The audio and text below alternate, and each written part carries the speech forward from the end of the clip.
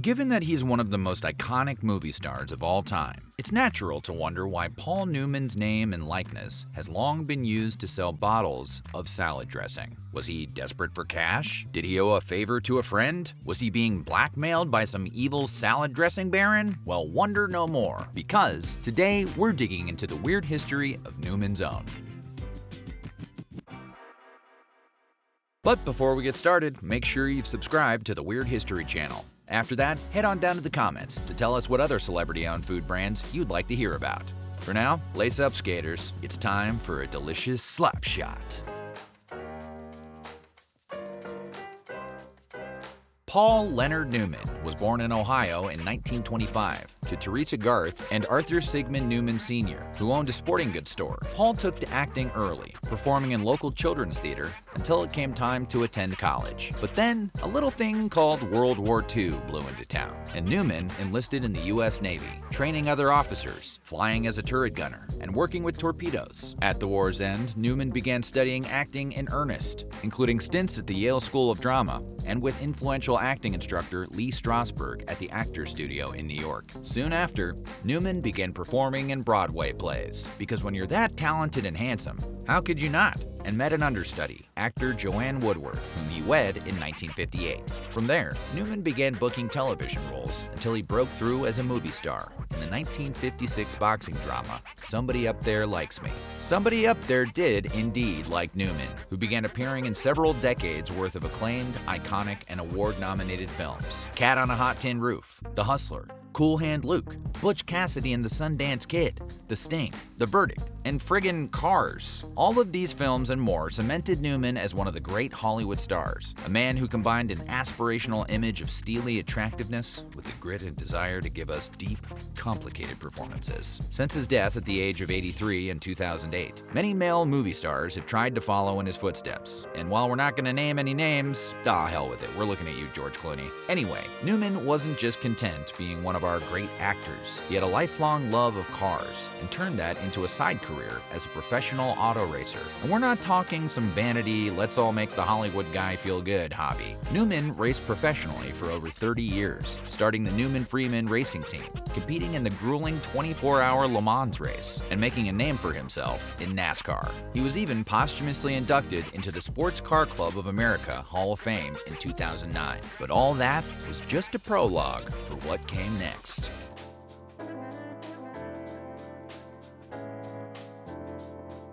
Acting really good?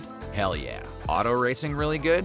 Sure, why not? But how does that turn into becoming the face and namesake of delicious domestic goodies? Well, during Christmas time in 1980, Newman had the idea to gift his friends homemade salad dressing, as you do. His buddy and neighbor, writer A.E. Hotchner, came over to Newman's place with a bunch of beers and arms ready for stirring. But they didn't have the proper tools to mix up their concoction, so the ever-resourceful Newman grabbed a canoe paddle from a nearby river and used that to stir his edible gift. Hotchner was rightly shocked, telling the New York Times that he told Newman, "You're out of your goddamn mind. That paddle isn't sterile. Nothing is sterile." But he didn't care. And fortunately, after we gave it to the neighbors as gifts, no one died. Now, one of those neighbors, who thankfully didn't die, was a then caterer by the name of Martha Stewart, who ran a blind taste test of salad dressings, including Newman and Hotchner's. And wouldn't you know it, Newman's Own won first place, canoe paddle and everything. A business was born. Newman's Own formally began in 1982 by selling the same salad dressing in local grocery stores, where he and Hotchner began turning a profit quickly. Other food products were added to the Newman's Own line, including popcorn, sandwich cookies, and a lemonade recipe that came from Joanne Woodward's family. The company's success kept growing, with Newman's daughter Nell developing an organic line in 1993, including organically made cookies, pretzels, and even pet food, because little doggos deserve an Academy Award pedigree snack too.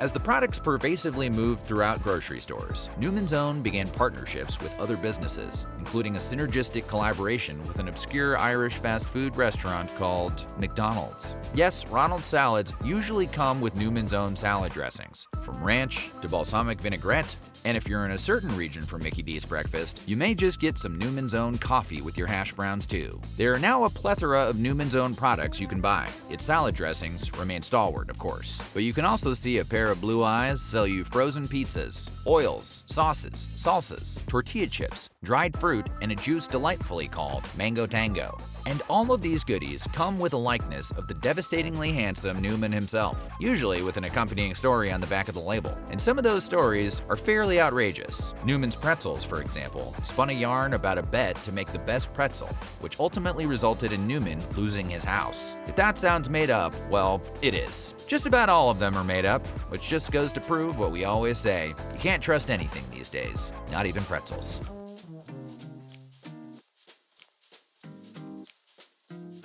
Ironically, despite his good looks and his successes with his many careers, Newman was a constantly self-effacing person, a guy who knew that certain people would feel certain ways about a big-shot actor putting his face on a package of chamomile tea. He was also, however, a deeply progressive and philanthropic person who advocated for social and political causes throughout his life, putting both his body and capital on the line. Those qualities helped lead Newman to a decision many business people would balk at.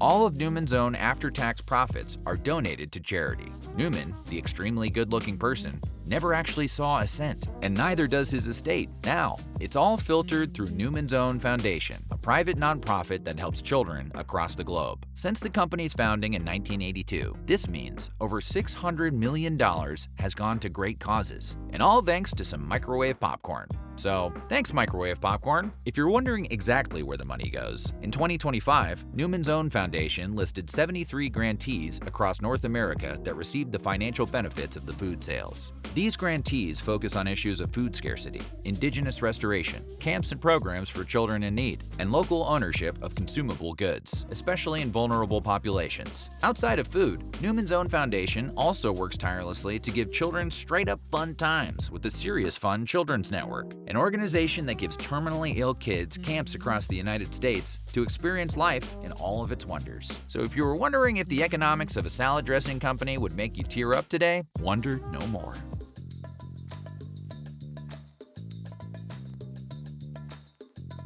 The Newman's Own business isn't all sunshine and charity, though. After Newman's death in 2008, the company didn't move into the hands of his daughter Nell, nor his wife Joanne Woodward, nor anyone else in his immediate family. Instead, Newman left control of Newman's Own, both the food and charitable shingles, to Robert Forrester. No, not the actor who starred in Quentin Tarantino's movie Jackie Brown. This was Robert H. Forrester, one of Newman's longtime advisors. And this Forrester worked with many nonprofits throughout his career, originally linking up with Newman in 1993 to help his charitable Hole in the Wall Gang camp. While Newman clearly liked and believed in Forrester enough to leave his company with him in his will, and Forrester publicly touted the company's growth and commitment to charitable causes, Newman's surviving family saw things differently. Susan Kendall Newman, Paul's oldest daughter, who works with nonprofits, told Vanity Fair bluntly, "There isn't a single living Newman who respects or has faith in Robert Forrester and his management of my father's food company, Newman's Own Foundation, or the continuation and protection of his legacy." Jeez, that hits harder than the shootout at the end of Butch Cassidy. Susan and her siblings asserted that Forrester had the rug pulled out from under us after Newman's death, alleging that Forrester purposefully misinterpreted or corrupted Newman's posthumous instructions to keep the family influence away from the running of the company.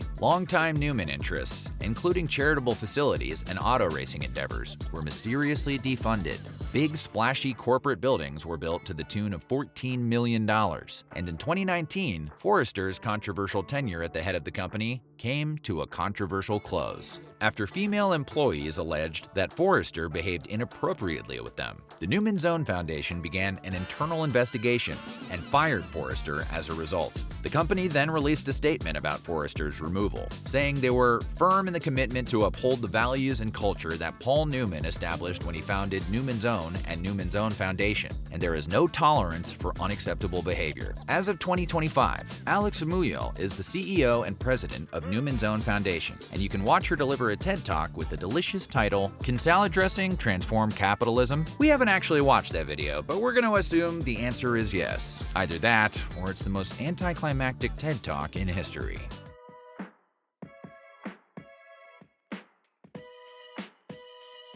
Like many of Newman's best films, the Newman's Own product line and its charitable implications are an unvarnished success. Food tastes are inherently subjective, but if you've ever had Newman's Own blend of salad dressing, lemonade, popcorn, or mint sandwich cookies, which are of course called Newmanos, you've likely had quite the yummy experience. While hard to quantify whether they've transformed capitalism, The charitable implications of the Newman Zone Foundation are simple to quantify in terms of dollars funded to organizations in need. In an era of unchecked corporate greed and a culture of I, me, mine, it's as refreshing as a cup of mango tango to see a company so predicated on helping others. And in 2025, Amuyel announced the 100% for Purpose Club, advocating for other businesses to join the Newman Zone mission of putting all their profits toward charities. One notable company to follow this path is Patagonia, the outdoor clothing and gear brand. That being said, Patagonia notably doesn't have a handsome movie star's face on all of its stuff, but maybe one could step in and change that. Again,